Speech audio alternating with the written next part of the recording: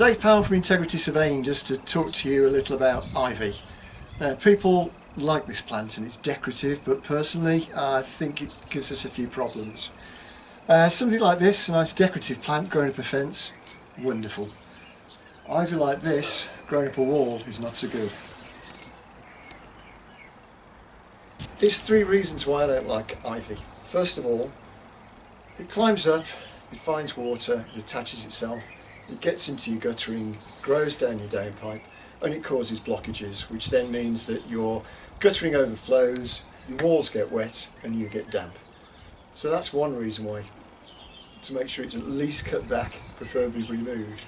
The next is this.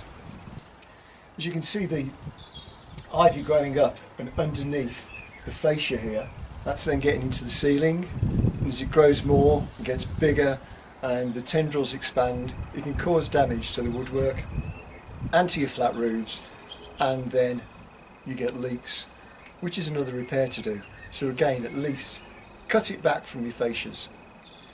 And the third one, ivy grows up the wall, it prevents the wall from breathing, it holds damp against it, which can cause problems, and then it goes up to your guttering, under your fascia, and then finally to the tiles on the roof. And the thing is there, it grows under the tiles, it can lift them, which means that wind can get under them, and then the tiles can be lifted and they end up come crashing down. Hey!